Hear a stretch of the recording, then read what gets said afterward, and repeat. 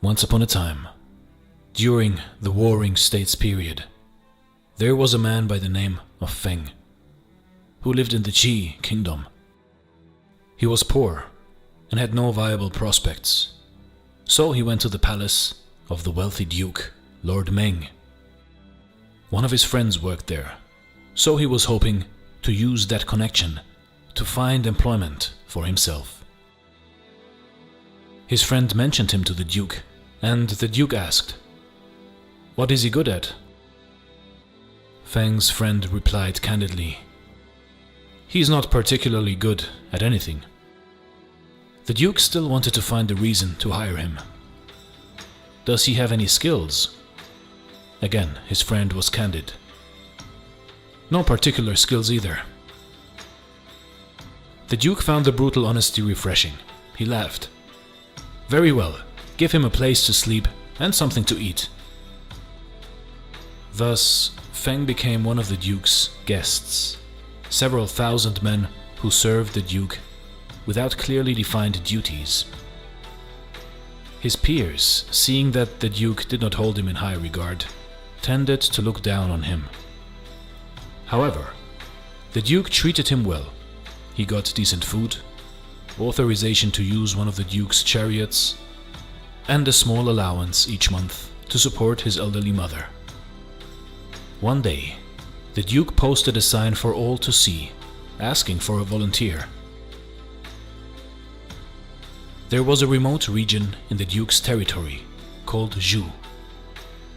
The people of Zhu were in debt to the duke from years ago.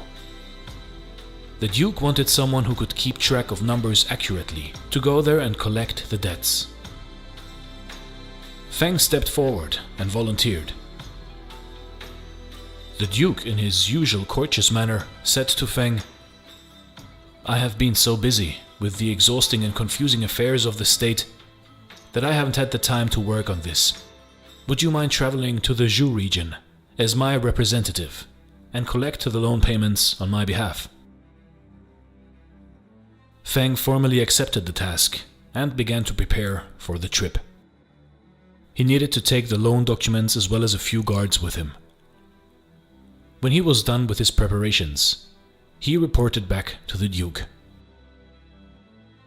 "Your Grace," he bowed, "after I collect the money on your behalf, what would you like me to purchase and bring back for you?" The duke could not think of anything, so he said, "Take a look around the palace. Whatever you see I need but do not have, that is what you should get for me." After a long trip, Feng arrived at the Zhu region. He had the guards round up the villagers to go over the loan documents one by one. The villagers were quite poor, but they all knew the payments were long overdue, so they had no choice. Feng could tell it was difficult for them. He looked at them and saw anxious and worried expressions. Most of them had very little, and some had nothing at all. Feng collected what he could and checked against the ledger. Then he stood up and announced, "By order of the Duke, I am authorized to return the loan payments back to you, effective immediately." The villagers were stunned as Feng gave them back the money that was paid only a moment ago. None of them had ever seen or heard of anything like this.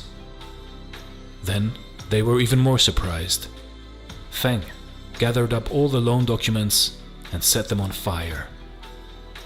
This was better than the Duke granting them an extension to pay back the loan.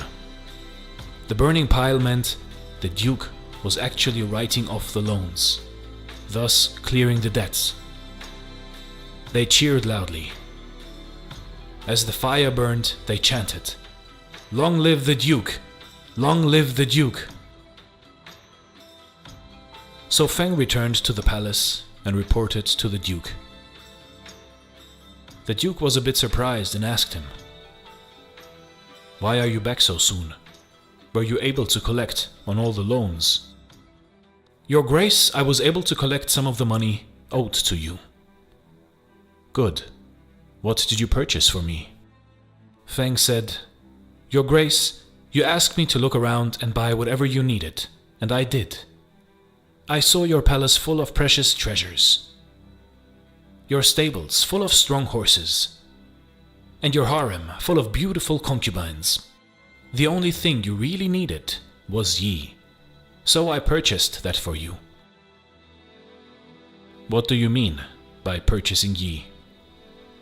The Duke knew Yi meant righteousness, but he could not see how such an intangible concept could be bought like some sort of goods. Feng explained. Your Grace, you are the lord of the small Zhu region. Instead of treating the people there as a father would his children, you wanted to extract money from them. I saw how they struggled with extreme poverty, so I falsely claimed that I acted under your orders to return the money to them, and also burn up the loan documents. In response, they cheered and chanted your name. That is how I purchased Yi for you. The Duke was not happy to hear this. Although he was very wealthy and did not really need the money, he was expecting to get something, but now he had nothing. Greatly annoyed, he waved Feng away. Fine, let us speak no more of this matter. A year later, the Duke encountered great misfortune. The power struggle that was always present in the royal court of Ji went badly against him, and King Ji indicated he would withdraw his support for the Duke. This meant the Duke's enemies were now free to attack him unopposed. Suddenly, his entire family was now in danger.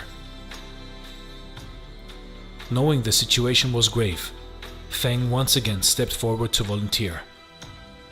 Having no idea how to save his family, the Duke was only too glad to let him take charge of the situation. Feng organized a small group of trusted guards and made the appropriate arrangements.